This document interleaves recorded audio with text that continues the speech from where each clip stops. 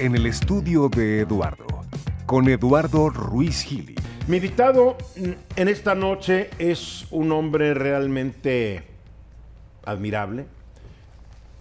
Es un hombre que lleva más de medio siglo ejerciendo este gran oficio, que lo ejerce de una manera estupenda. Pero además se mete y analiza desde el periodismo unos temas que mucha gente le daría miedo abordar. Todos los problemas de la delincuencia, del narcotráfico, de la corrupción de nuestra clase política. Ha sido reportero, ha sido editorialista, ha sido directivo de muy importantes medios de comunicación y dentro de unos días va a lanzar su primer libro con el Fondo de Cultura Económica. Y me refiero ni más ni menos que a José Reveles, periodista de investigación y escritor. ¿Cómo estás, Pepe? Muy bien, Eduardo, y gracias por esta presentación. Estoy a tus órdenes, como siempre. ¿Qué eres más? Periodista, escritor, porque ya sabes que a veces dices, bueno, yo cuando hablo con novelistas digo, bueno, yo nomás escribo columna periodística, ¿no? Y te dicen cualquier persona, escritor, y yo digo, no, como hay de perros de raza y perros de menos raza, ¿no? Pues digo, ser libretista de una ópera, o guionista de una película, o novelista, o poeta, para mí son formas superiores de la literatura a la que yo hago, ¿no? Lo acepto. Pero tú has hecho casi todo. Bueno, yo en realidad sí me considero periodista esencialmente, porque eso es lo que he hecho, como tú dices, hace más de medio siglo, y se traduce en reportajes en diversos medios, y al final hay ese salto hacia el libro, porque de pronto pues el espacio con el que cuentas en el momento pues no da para una historia más prolongada, y en donde ya puedes meterle algunos elementos literarios. Y más que los medios de hoy tienden a achicar todo. Yo me acuerdo cuando yo empecé a escribir en el 82 en el Universal, yo mandaba unos chorizos y llegaba mi columna y empezaba en la primera página y pase a tal página y pase. Nadie me decía nada. Sobrevivía aquel periodismo, sobre todo el que era muy... El público estaba ávido de recibir, ¿sí? Eran aquellos folletones sobre casos policiales, ¿no? Sí. Que el chisme grande y el análisis profundo. De tiempos de allá del Güero Telles en el Universal, de don Carlos Borbolla en la prensa, que eran pues 30, 35 cuartillas diarias, y seguía la historia al día siguiente, ¿no? Y algunas novelas de Dickens se lanzaron como series en periódicos de Londres. El periódico La Prensa publicaba libros. Sí, claro, me acuerdo. Eran los populibros La Prensa. Los hacía extraordinarios. Los hacía después estos libritos de bolsillo, pero comenzaba publicándolos en sus páginas, ¿no? Yo tengo varios populibros todavía en mi biblioteca. Imagínate. Hay varios. Y cuando empecé en el Universal, pues sí, nunca me dijeron tal límite, yo lo mandaba. Y ahora que escribo en periódicos, mi límite es 3,200 caracteres considerando espacios. O sea, que es una cuartilla y 3/4. Sí, no llega a 2 cuartillas. Entonces, a veces la bronca, tú lo has vivido, escribes, te pasaste y tienes que empezar a recortar y te tardas más a veces en la recortada que en la escribida. Claro. Lo que pasa es que yo tuve la suerte de ser como pionero de las síntesis informativa. Yo estaba haciendo una síntesis informativa en 1967. Servicio de Información Clasificada se llamaba la empresa, que era un servicio que proporcionábamos pues, a la gente que lo quisiera, pero nos lo compraban hasta los jefes de información de los periódicos. Porque les dabas una síntesis de lo que había pasado. A las 8:30 de la mañana ya la tenían. ¿En qué año fue esto? 1967-68. Fíjate, yo en 76, cuando acabó el Echeverriato, yo metí un proyecto con el New York Times para vender una síntesis internacional. Nada más que el proyecto nació en 12.50 y murió en 25 por $1. ¿Cómo empezaste tu carrera? ¿Y dónde? Sí, mira, yo estudié periodismo en la Carlos Septién García, que es la escuela de periodismo donde hay más egresados que ejercen, ¿no? Es la escuela de periodismo por antonomasia en este país. Porque hay muchas en muchas universidades, pero no necesariamente ni son de periodismo, y muchos de los egresados pues se dedican a otro tipo de las áreas de la comunicación, de la propaganda. Son más comunicólogos que comunicadores. Comunicólogos, ¿no? Y relaciones públicas, y bueno, y técnicos y de todo esto. Entonces, estamos hablando de los años 60, yo tenía 20 años, y al año estando todavía en la escuela, o sea, terminando el primer año de 4, fui contratado por el propio director de la escuela, Alejandro Vilés. Él me contrató para trabajar con él en un nuevo proyecto. Ese proyecto se llamaba Centro Nacional de Comunicación Social, alias CENCOS. CENCOS, claro. Todo el mundo conoce CENCOS. Y CENCOS tuvo un origen netamente eclesial.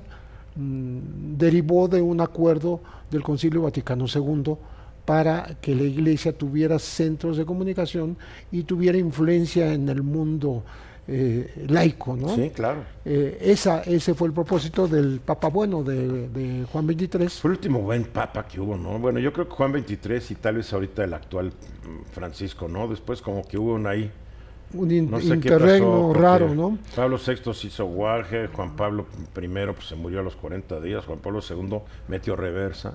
Pero digamos... Ratzinger no aguantó la presión. No, Ratzinger se esperaba más de él, pero fue un tiempo de lo que se llamó en el Vaticano el ayornamiento, ¿no? Sí. La puesta al día. Y la puesta al día implicaba los medios de comunicación. De un papa que nadie se lo imaginaba, No. que había sido patriarca de Venecia, que nadie imaginaba que iba a ser papa, que llegó, le daban poco tiempo y efectivamente 5 años en el papado, del 58 al 63, pero esos 5 años hizo más que la mayoría hacen en pontificados más largos, ¿eh? Juan Sí, XXIII. Juan XXIII entonces promovió este concilio que tenía tiempo de no renovarse los modos y hasta la liturgia de la iglesia, ¿no? Y entonces entró este fenómeno y en México tuvo muy espectacular ingreso porque quien fue nombrado director de CENCOS era el ingeniero José Álvarez y Casa. Claro. Que para que la gente que no vivió esas épocas se acuerde o lo tenga presente, él y su esposa Luzma estaban en el Consejo de Laicos que convocó la iglesia, o sea, ya no eran puras togas, birretes y puros clérigos, sotanas, también había y sotanas, fieles laicos. 12 exactamente, de todo el mundo, pero entre todos los 12 solo había un matrimonio. El Y era único matrimonio mexicano. del mundo y era mexicano. Entonces date cuenta la preferencia que recibió México en ese sentido. Y por tanto entró con el pie derecho CENCOS. ¿Y tú entras con el pie derecho Yo también? entré ahí directamente, casi en la fundación. Bien. Así empieza. Yo empiezo en el periodismo al revés. Yo le doy información a los periodistas. Sí, porque es una agencia informativa. Sí, exactamente. Bueno, ¿y ahí cuánto tiempo estás y después a dónde brincas? No, pues estoy 3 años y brincamos al Servicio de Información Clasificada, que todavía estaba Esa ligado. ya fue negocio tuyo. No, yo era el empleado de una cuestión que se llamó Culbimex, Cultura Bibliográfica Mexicana, que intentaba salvar libros de historia, toda una biblioteca que se iba a vender a Texas. Qué maravilloso. Entonces, Qué proyectazos. La idea era que no dejarla ir. Claro. Te confieso que ya no me enteré después si se fue o no se fue. Pero bueno, ahí estuve y creo que éramos bastante eficientes porque Selecciones del Real Detalles, que hacía cada año un resumen mundial, nos pidió a nosotros que se lo elaboráramos. Bien. Porque teníamos todos los elementos para hacerlo. Y nos pagó en dólares, muy bien pagados, y fuimos y nos los gastamos en un opíparo banquete ahí en la Plaza de Miravalle, ¿no? Ajá, claro. En lo que es hoy la Cibeles. Ajá, sí. En fin, esa es la historia. Entonces ya de ahí yo soy invitado después por el maestro Horacio Guajardo, descubro muchos años más tarde que también fue el mentor de Miguel Ángel Granados Chapa, y a mí me invita a trabajar al periódico La Prensa, como decía su lema, ¿no? No, el lema que inventó Horacio Guajardo. ¿Cuál era? Decía, el periódico que nadie lee, excepto el pueblo. Qué bueno. Es que era un periódico muy popular. Muy popular. Nunca fue un periódico que caló en las clases medias y altas. Era el periódico popular por excelencia, La Prensa. Y Y curiosamente... tenía un tiraje bárbaro. Exactamente, curiosamente hay una anécdota ahí que cuenta Jacinto Rodríguez Munguía en su más reciente libro sobre Tlatelolco, en donde un ideólogo que estaba detrás de los presidentes Díaz Ordaz, Echeverría, y me parece que todavía le tocó un cachito a López Portillo, que era el filósofo Emilio Uranga, tomó a la prensa como bastión para diseminar sus ideas, pues que eran protofascistas, eran anti movimiento estudiantil, etcétera, y se llamó granero político. Pero nadie se da cuenta que era, bueno, ahora se sabe que era un súper intelectual, ¿no? Un gran filósofo que vivió en Europa y en Alemania específicamente. Con sus ideas. Pero que traía la idea, nada equivocada por cierto, de que a quien había que inocular estas ideologías y esta formación eran las clases populares. O sea, no se dirigió a las clases intelectuales. Él se movió en la base. Es que la base es la que a fin de cuentas te construye, te tumba un gobierno. ¿Sí? Si la clase alta o media sabe mover esa base, lo hace. Si no mueves a la base, los otros no hacen nada. Exactamente. Entonces, bueno, yo aprendí eso en aquella época y alguna vez alguien me preguntó, ¿y qué te hubiera gustado hacer como periodista? Pues dirigir la prensa, porque ya tenía el público cautivo. Claro. Solo había que darle un toque de calidad, digamos una idea de contexto de la nota roja para hacer notas importantes, sacarlas propiamente de esa área a la que fueron confinadas, pues informaciones que ya tenían que ver con insurrección en México, con guerrilla. Porque esa era la época. Exacto, es el parteaguas. ¿Cuántos libros desde que empezaste tu oficio en Cencos hace ya, ¿qué? 55 años, ¿no? Sí, libros, yo empecé a escribir, el primer libro es del 80. Pues todavía... Apenas hace 39 años. Nada más. Está por cumplir las 4 décadas y fue un libro sobre un tema bastante interesante para México, pero que no era abordado acá, estaba oculto, que se llamó Una cárcel mexicana en Buenos Aires, porque estaban hospedados asilados en la Embajada Mexicana en Buenos Aires, el expresidente Cámpora, Héctor Cámpora, con su hijo Pedro, que se metió con él también a la embajada, y con el dirigente peronista Juan Manuel Laval Medina. Pero ya llevaban, para cuando yo fui a verlos, pues casi 4 años. Impresionante. Y cumplieron, Naval llegó a cumplir más de 6. Es el asilo más prolongado en América Latina en toda la historia, más que el de Raúl Aya de la Torre, que duró 5 años. Entonces estamos hablando de un tema que, repito, era interesante, con muchos pormenores, y yo viajé 3, 4 o 5 veces a Buenos Aires a recabar la información para reportajes en la revista Proceso, pero después eso se convirtió en libro, porque también Proceso en esa época empezó a hacer libros propios. Y esa fue la historia de mi primer libro. El siguiente pues ya se da mucho después, hasta los 90s, con el tema de la quina, los 80s, 89. El gran líder petrolero, Joaquín Hernández Galicia. Sí, que sí, y el gran golpe que le dio entrando a los 40 días de haber tomado la posesión en Los Pinos, Carlos Salinas de Gortari.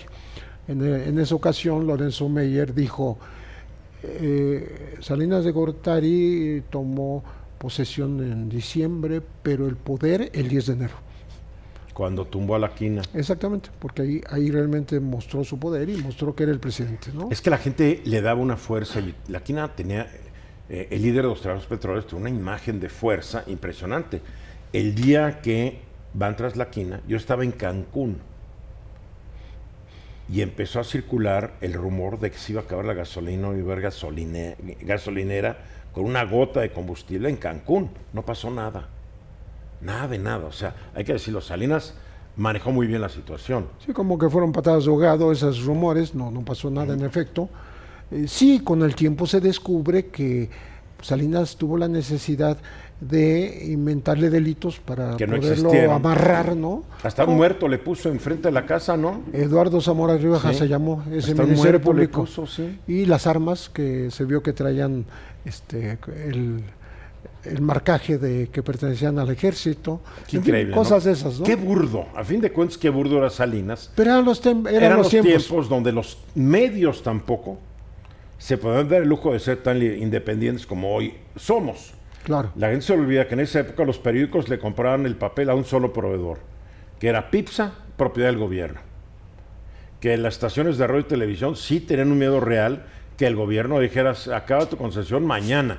Yo todavía tuve un problema ya en el sexenio de Salinas y me tuve que ir 6 meses fuera del aire y tuve una carta firmada por la entonces subsecretaria Palacios, la colimense, ¿te acuerdas? Ah, que era sí. del PRI, después fue el PRD. Sí, sí, Socorro. Socorro Díaz Palacios. Socorro Díaz Palacios. Donde amenazaba con tumbar la concesión porque yo violaba la ley de radio y televisión. Así fue, la gente se lo olvida. Así se lo hicieron a Impacto. Así se lo hicieron Impacto. Yo ahí empecé, junto a la Universal, empecé con Impacto de Mario Sojo y su director, que era Carlos Amayón, un gran periodista. Y así se lo hicieron. Increíble, ¿no? Sí, así acabaron hasta Y el que lo hizo con alarma. Y el que se hizo se llamaba Manuel Bartlett. Exactamente, Secretario de Gobernación en aquella época de Miguel de la Madrid. eran esas épocas todavía de los resabios del autoritarismo, Sí. que venía pues de varias décadas y que fue el que provocó pues esta masacre de Tlatelolco y el 10 de junio con el Halconazo, en donde no había contrapesos y el periodismo se ejercía a contracorriente, Sí. un poquito saliéndose del huacal, ¿no? Sí, tú Que mandabas tu ellos querían- columna y esperando a ver si sale mañana. Yo muchas veces cuando publiqué en Universal, pues de repente no salía mi columna o salía Mocha. Y así era en esa época, ¿no? Y protestabas, te decían, pues si no te gusta, vete. Y decías, no, más vale mantener la tribuna y seguirle dando, ¿no? Pero yo sí veo un salto cualitativo en el comportamiento de los medios. Sí, claro. Entre el 68, donde lograron ser silenciados en su mayoría, ¿no? Al 71 en el Halconazo, el 10 de junio en San 71, Cosme, sí. porque ahí los medios no solo se muestran combativos, sino demuestran la existencia de grupos paramilitares como los halcones. Que el gobierno negaba que existiera. Ah, ¿no? claro, lo negaba. Y, El batallón Olimpia, y todas nos esas jugó cosas. el dedo en la boca Echeverría, obligando al cese de Alfonso Martínez Domínguez como regente de la Ciudad de México, cuyo jefe de prensa era Manuel Buendía. Manuel, En ese sí. momento. Qué curioso, ¿no? Bueno, así era la cosa. Bueno, y había que vivir de algo. No, y También. además, bueno, lo que pasa es que había una antigua amistad de Buendía con los Martínez Domínguez. Él fue también jefe de prensa de la Comisión Federal de Electricidad con Guillermo Martínez El Domínguez. hermano, claro. Entonces se entendía, no hubo un deslinde de momento terrible de Buendía, tuvo que asumir que las cosas se dieron y salieron del gobierno. Después, Echeverría mismo promovió la reivindicación de los dos que tuvieron que renunciar, que el otro era Rogelio Flores Curiel, jefe de la Jefe policía. de la policía de la Ciudad de México. Exacto. Uno lo hizo gobernador de Nayarit y otro de Nuevo León. Sí. Y así era el sistema. Qué sistema, ¿verdad? Sí, un sistema en donde la omertad, el silencio era sumamente importante. Como la mafia. Sí, sí, Es un sí. sistema mafioso, realmente. Sí, yo te platico una anécdota y pues creo que ya no cometo una infidencia. Fue hace mucho cuando Félix Barra estaba en la cárcel. Félix Barra García, que fue gobernador de... No, él fue secretario de la Reforma Agraria. Secretario de la Reforma Agraria. Y tienes antes toda la fue razón. de la Comisión Sí. para la Regulación de la Tenencia La de la Coret. Tierra. La Coret. De acuerdo, que era Félix muy Barra, sí. importante para regularizar. Patilludo, en la época de las patillas. Así es, morenazo. Estaba en la cárcel y yo me metí subrepticiamente, supuestamente yendo a ver a otros presos, y lo que buscaba era él. Y nos encontramos y me dice, ¿y tú qué haces aquí? No, pues vine a buscarte, a conversar y todo. Y me dice, mira, yo he guardado silencio, no he dicho una palabra y mira dónde estoy. O sea, con esa frase él me definió la ley del silencio. Si hablo, ya no voy a estar aquí, ¿verdad? Y debo confesar que también fui a ver a Fausto Cantupeña en prisión, pero Fausto sí tuvo la osadía de denunciar lo que dice que le hizo Luis Echeverría. O sea, Fausto Cantú Peña, que fue después, fue el director del Instituto Mexicano del Café. Del INMECafé, correcto. Que dicen que se hizo rico en el INMECafé, ¿no? La anécdota de Fausto es que llegaba Echeverría a París, le decía, señor presidente, le quiero enseñar nuestra cafetería, y decía INMECafé. Estaba Echeverría, estaba de lujo, ¿no? La cafetería en el campus Champs-Élysées. Llegó a se ser iba Echeverría, desmontaba la cafetería y la mandaban a donde después iba a ir el presidente para que viera otra, ¿no? O sea, es una leyenda urbana, por cierto, parisina, ¿no? ¿Sí? Pero lo cierto que está detrás de todo esto es que México llegó a ser el presidente de los productores mundiales, el presidente de la Asociación Mundial de Productores de Café, que es el equivalente a la OPEP. Sí. Y en ese momento era tan importante, casi como la Café, OPEP. claro. Y Echeverría le ordenó a Fausto Cantú que le diera dinero al ferrocarril, aquel partido que fue el PCT, Partido Social, y Partido del Frente Cardenista de Reconstrucción Nacional. correcto, con Rafael Aguilar Talamantes Que al ya frente, murió, ¿no? Talamantes, y sí, y Graco Ramírez, Graco Ramírez, toda esta gente. Pero ahí se vio cómo este presidente, como muchos otros, aspiraba a eternizarse a través de un partido y utilizó a Jaime Café para Financiar el nuevo subvencionarlo, partido, sí. En fin, ese tipo de cosas. ¿Por qué te fuiste a este tipo de periodismo donde investigas el crimen, el AMPA, la corrupción política? ¿Qué es lo que te fue llevando a eso? Me gusta que Porque no es fácil, ¿eh? Que me preguntes eso, porque yo entré, lo digo así, es una ironía, por la puerta falsa de los derechos humanos. No, la puerta falsa es la puerta derecha, la correcta. Tú trabajas derechos humanos y llegas a descubrir a los perpetradores, a los violadores de los derechos humanos. Exactamente, las instituciones, las personas, los grupos, las procuradurías, etcétera, y entonces ya empiezas a hacerte experto en este tipo de temas, ¿no? Porque el narcotráfico no se entiende sin la transición de los viejos servidores federales, de las policías, de la Dirección Federal de Seguridad, de la PGR, que se convierten de jefes de policía a jefes del narcotráfico, a capos del narcotráfico. Increíble, ¿verdad? Sí, hay un salto que parece poco sensible o capitalizado en la época, pero que fue real. Lo podemos hacer con fechas. Ahorita lo vemos. Correcto. Vamos a los mensajes. José Reveles, mi invitado de esta noche. Regresamos. A ver, algunos títulos de tus libros. Las manos sucias del PAN. Las historias más negras, narco, impunidad y corrupción. El cártel incómodo, la hegemonía del Chapo Guzmán. Narcoméxico, que es un libro que hiciste especialmente para el mercado de España. Allá fue solicitado, así Bien. es. Levantones, narcofosas y falsos positivos. El afer Cassés, la indignante invención de culpables en México. Creo que hablamos la última vez cuando sacaste El Chapo, Entrega y Traición, Conversamos aquí. Y ahora vas a presentar un nuevo libro. Sí, en realidad es una idea de Paco Ignacio Taibo II, del Fondo de Cultura Económica. Ahí te estrenas ya en el fondo. Como que es una recopilación de crónicas, así se anuncia desde la portada, no hay engaño al público. Dice, las mejores crónicas de Pepe Reveles mirando a los ojos de la muerte. Pero sea lo que sea, mucha gente no ha leído todas tus crónicas. No, entonces, el libro sí es novedoso, yo siempre pienso en términos del mercado. Si el lector no te siguió en tus columnas, te va a descubrir en el libro. Correcto. Como si fuera la primera vez que te leyera. Así es, siempre hay una primera vez, siempre hay un primer lector. Claro. Y me gusta que sea en la colección popular, porque va a salir barato. Claro. Entre más barato, mejor.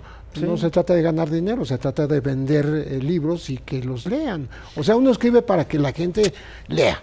Claro, si no te leen, digo, ¿Para qué? ni que fueras Kafka, que cuando te mueras te descubran. Sí. Ya estás muerto, ¿de qué te sirve, no? ¿Por qué estos temas, narco, impunidad, el Chapo, narcofosas, levantones, el escándalo terrible del caso Cassés, que a México lo dejó como un país ya no del tercer mundo, ya ni platanero, no digo? ¿Por qué estos temas? Y acaba de salir a relucir el tema ahora de Cassés cuando dice el ministro Saldívar... claro, que lo presionó. Calderón lo presionó. Y sí le creo, ¿eh? Pero era obvio. Sí le creo. Y Calderón tratando de defenderse después del papelito que su gobierno hizo en el caso de Cassés, donde la atrapan. Al día siguiente montan su arresto. Y se presta a esto Carlos Loret. Así es. Sabiendo Carlos Loret lo que está ocurriendo, se presta de ser palero y ahí se va con sus cámaras para decir, miren qué exclusiva. Y echan a perder todo el caso, porque nunca vamos a ver si Cassés es culpable o inocente. Ya no importa, porque echaron a perder el caso. No hubo debido proceso. Y Calderón, claro, quería que se quedara en la cárcel esta. Sí, algunos tenemos convicciones de que es inocente, como el propio Israel Vallarta, que está cumpliendo 14 años sin sentencia en la cárcel. Increíble. O sea, esta es la justicia expedita de México. A mí también me da la idea que era inocente, porque la manera en que cambiaron su declaración las víctimas, nunca la vimos, nunca lo oímos. Después, bueno, tenía el pelo pelirrojo y tenía un acento francés. Ajá. Pero cambia en una coyuntura muy específica, hay que recordarle a la gente que ellos son capturados el 8 de diciembre, los presentan el 9, supuestamente infraganti, ¿no? Con unos rehenes que nunca sabremos si estuvieron secuestrados o quién los tuvo secuestrados, Sí. porque ese cuartito del Rancho de las Chinitas fue acondicionado, le pusieron divisiones de Novopan. Escenografía. Fue una escenografía donde metieron hasta las camas y donde una de las presuntas, bueno, la única mujer presunta rehén, trae su pijama recién comprada, hasta todavía la rayita. Oye, la etiqueta, ¿no? Y yo no conozco un secuestrado que esté en pijama. No, para nada. En fin, ese tipo de cosas. Parte del maltrato de un secuestrador es dejarlos sin ropa porque sienta todo más vulnerable, ¿no? Amarrarlos con una cadena, cosas terribles. Después, es que Calderón, las presentaciones que hacía de sospechosos, ya todos se los acusaban de narcotráfico, ¿no? Y a la hora de la hora, pues no lo eran. Y si lo eran, habían embarrado tanto el proceso que los tenían que dejar ir libres. Sí, o sea, el otro día la reacción de Calderón, después de lo que dijo el presidente de la Suprema, fue de dar pena. Sí. Ya da pena. Todo lo que dice el expresidente da pena, porque es no querer aceptar que desperdició su gran oportunidad. Lo mismo con Fox. Desperdiciaron su gran oportunidad. Nunca vamos a ver estas reacciones de Peña Nieto, porque Peña Nieto está feliz en la fiesta. No, está con la novia y mañana cambia de novia. Pero estos dos... Como cambiar de peluca. Sí, estos dos dejaron ir una oportunidad histórica ambos y ahora quieren redimirse públicamente a través del Twitter, ¿no? Es muy difícil, porque parece que Calderón se empeñó en destruir la presunción de inocencia. Sí. Porque con él era la presunción de culpable. Bueno, con él son los arraigos que de 40 hasta suben a 80 días. El pago de testigos protegidos, que eran delincuentes, la generación de lo que yo llamé en un libro, falsos positivos. ¿Qué era un falso positivo? A ver. Un falso positivo es un término que se aderezó en Colombia para nombrar a aquellas personas inocentes que eran capturadas a partir de una directiva del presidente Uribe, que por cierto fue asesor de Calderón. Claro, algunos dicen que el que le dio la idea a Calderón de declarar la guerra al narco fue Uribe. Pero porque Uribe dije, mira qué bien me está yendo a mí, yo también llegué muy impugnado, pero mira, arranqué la guerra contra el narco y me está yendo requete bien. Los dos cobijaditos por Estados Unidos. Sí.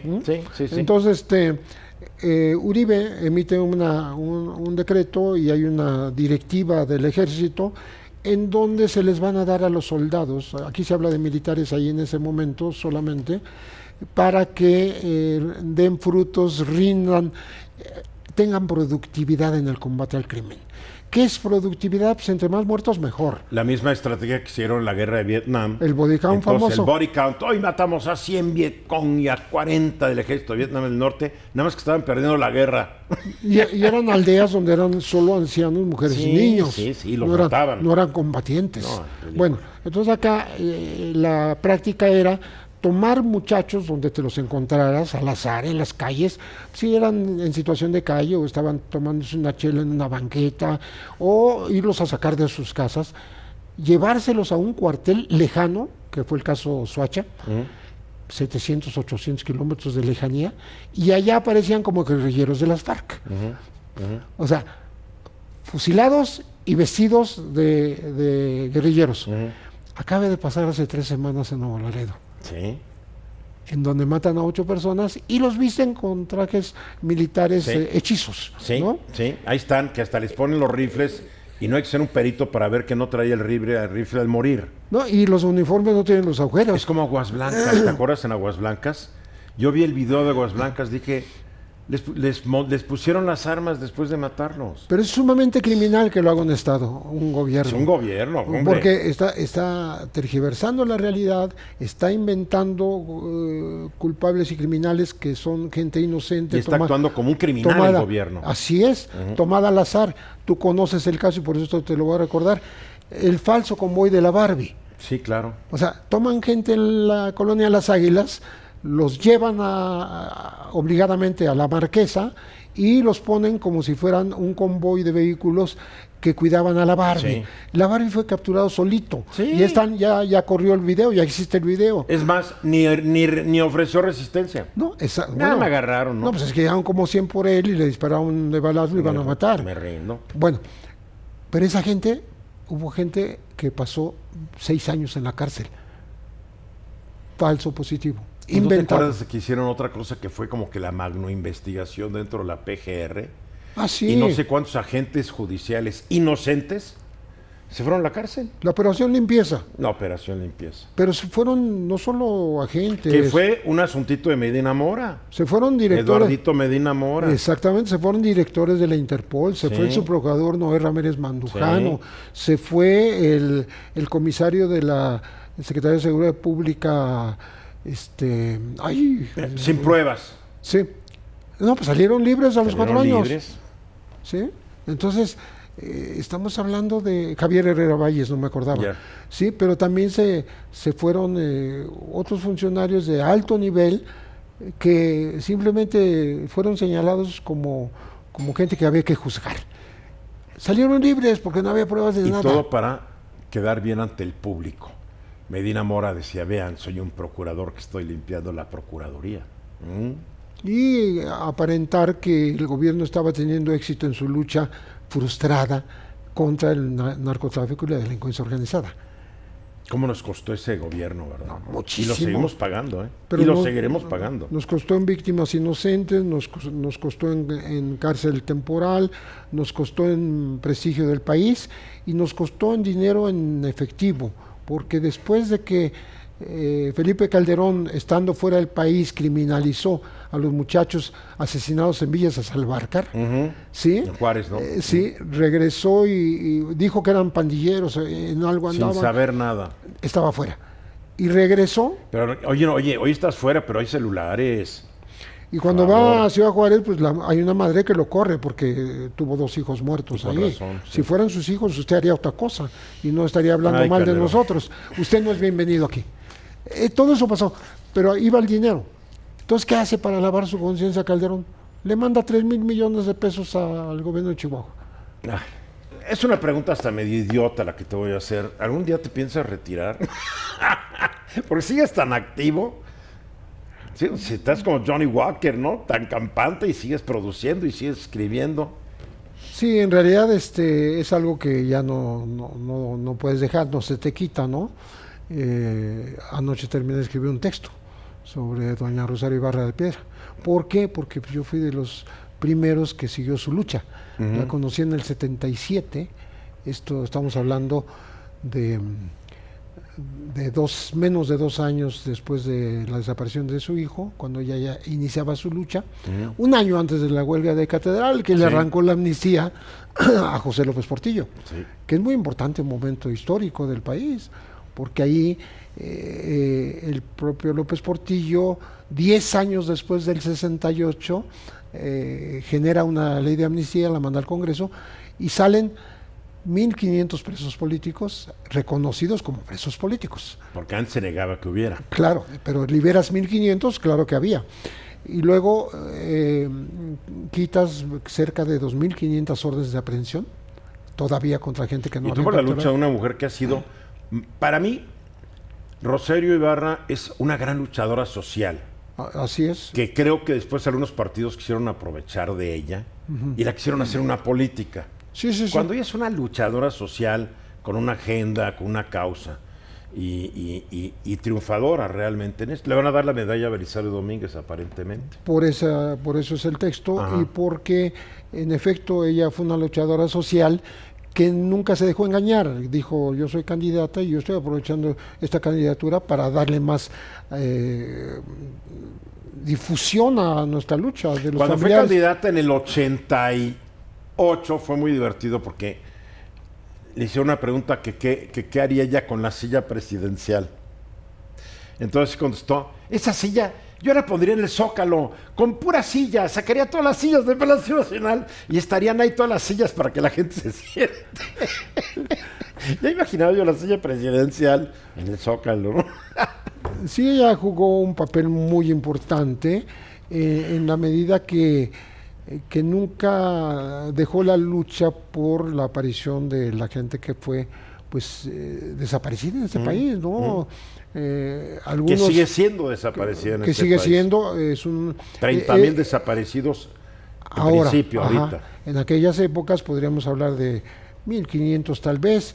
Los de la lista de ella fueron tomados en una recomendación de la Comisión Nacional de los Derechos Humanos, que fue la base para crear la famosa Fiscalía del Pasado, que decía ella, de nombre larguísimo y resultados nulos, Sí.